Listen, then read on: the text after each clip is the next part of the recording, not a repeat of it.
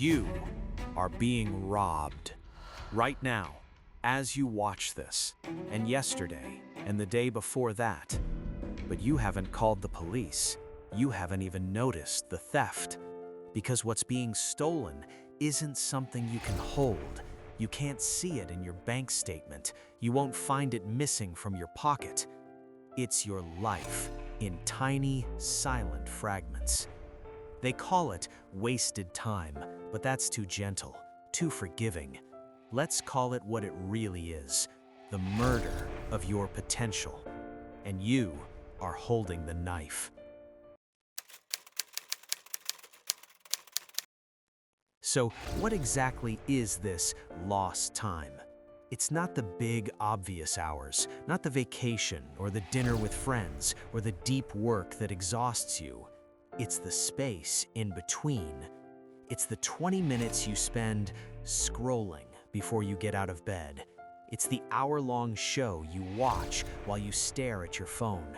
It's the commute where you listen to nothing but traffic. It's the 10 minutes here, 30 minutes there, waiting, lingering, refreshing, clicking, without a thought, without a purpose, without a memory. This time doesn't vanish. Oh no, it's much worse. It crystallizes. It hardens into a layer of regret that coats your life. A vague, constant anxiety that whispers more. You are behind.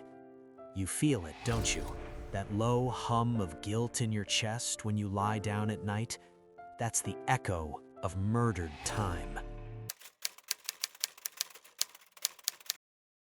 So you might protest. You might say, I'm not wasting time, I'm busy. Let's destroy that illusion. There are two types of busy. The first is constructive action. This is the busy of building, writing the report, learning the skill, solving the problem. It's difficult, it has a direction, it leaves you with something tangible, a finished thing, new knowledge, progress. This busy is an investment. You trade time for a result. The second is chaotic motion. This is the busy of avoiding, answering that non-urgent email, reorganizing your desk for the third time, browsing online stores for things you don't need, attending meetings with no agenda. This busy is a shield. It feels like work, it looks like work, but it's a costume. You are trading time for nothing, the illusion of being productive, to avoid the hard, important, lonely task that actually matters. Chaotic motion is the most dangerous thief of all. It dresses up in the clothes of productivity, shakes your hand, and then empties your pockets while smiling at you. You finish a day of chaotic motion, tired but empty. You burned energy but built nothing. That feeling, that is the taste of stolen time. True nature. To understand the crime, you must understand the victim. Time is not money. That's another lie. Money can be earned, saved, borrowed, and regained. Time is irreplaceable ground. Imagine you're a builder, and your life is a tower you must construct. Each day, you're given a fresh, solid block of granite, 24 hours of perfect, uncarved potential. This is your building material. At the end of each day, you must place that block into your tower forever. You cannot get it back. You cannot swap it out. Now, what do most people do with their block? They don't carefully carve it into a beautiful, strong piece for their tower. No, they let it sit in the yard. They chip away at it mindlessly. They draw silly pictures on it. They even let other people come and break pieces off of it for their own projects. And when the sun sets, they look at the ruined, misshapen block. They shrug, and they heave this damaged, weak thing into the permanent structure of their life's tower. Your life's tower, your legacy, your skills, your relationships, your character is being built with these damaged, weak blocks. And you wonder why it feels shaky, why it feels small, why it isn't the magnificent structure you dreamed of. The lost hour wasn't lost, it was used. The thief's greatest trick is making you believe you have an infinite supply of blocks. I'll start tomorrow. Next month is when I get serious, when things calm down. This is the most tragic lie you tell yourself. Later is a fantasy place that does not exist. It is a mirage. Today is the only real place where action lives. Now is the only point of power you will ever have. Think of it like this. You are on a train ride across a vast, beautiful landscape, your lifetime. The scenery outside is your potential experiences, loves, achievements. The train does not stop, it does not slow down, it certainly never goes backwards. You are sitting by the window, but you're staring at your hands, telling yourself, I'll look at the amazing view later. But later, the train has already passed the mountains, it has crossed the rivers, it has left the forests behind. You can't go back for that view. That specific moment of potential wonder is gone forever. Later is just a polite word for never. It is the voluntary surrender of your current block of granite with the naive hope that the next one will be easier to carve. It never is. We talk about losing time as if it's a resource, but you don't mourn a lost dollar. You mourn what that dollar could have bought. So what does murdered time buy? What is the real cost? First, it buys regret. Regret is not just a feeling, it is a weight. It is a permanent tenant in the back of your mind whispering, what if? It is the ghost of the person you could have been, haunting the person you are. Second, it buys diminished power. Every hour spent in chaotic motion is an hour you did not spend building a skill, strengthening your body, deepening a relationship, or building your dream. While others are forging swords, you are arranging spoons. Then you wonder why you feel powerless when real battles come. Third, and most cruel, it buys the erosion of self-trust. Every time you promise yourself, I'll start tomorrow, and you don't, you are breaking a contract with the most important person in your life, you.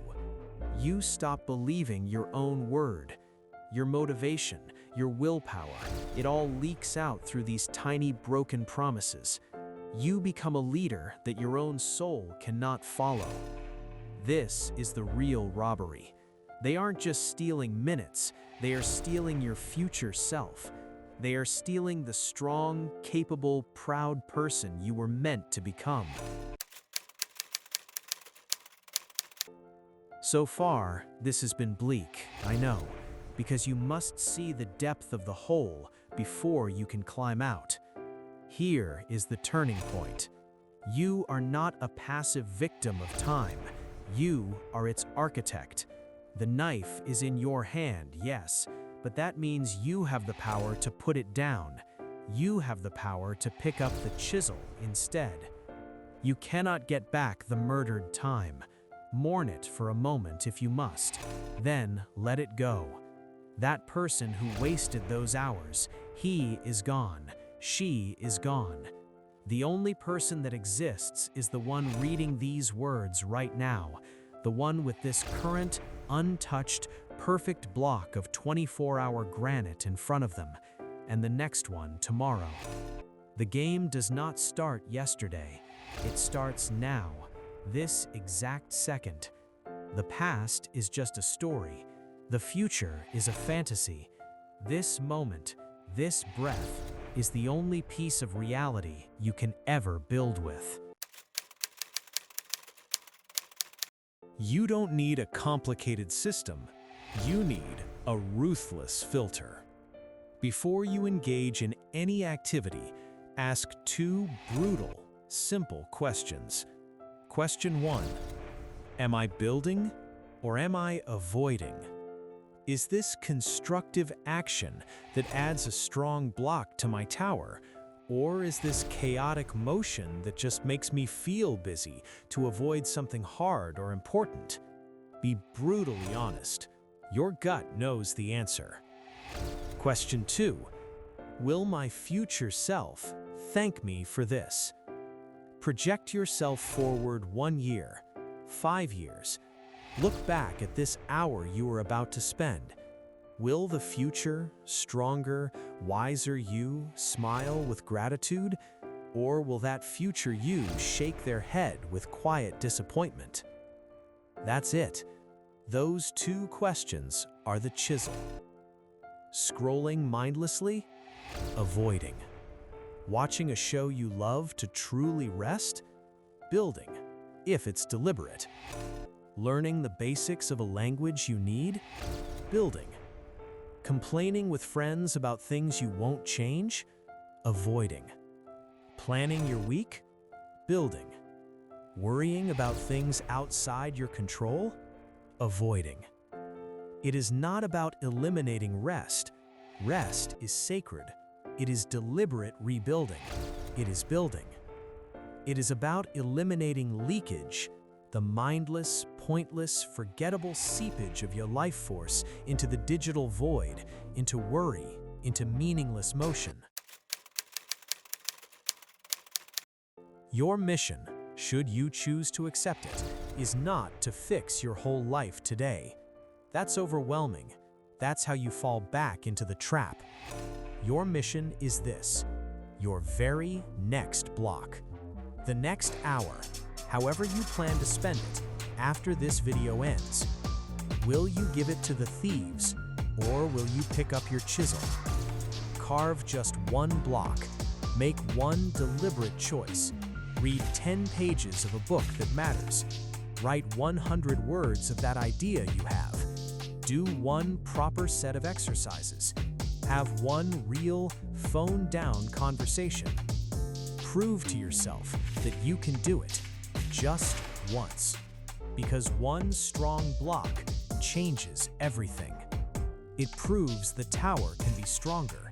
It shows you what you are capable of. And once you place 1 strong block, you will never want to go back to placing weak ones. The murder of your potential ends the moment you pick up the chisel. The time you have lost is gone. It is the price of your awakening. But the time you have left is everything. It is the material for your masterpiece. Do not give it away. Do not let it crystallize into regret. Build. You were robbed, but you know the thief now. The trial is over. The sentence is passed. Now, go build your tower.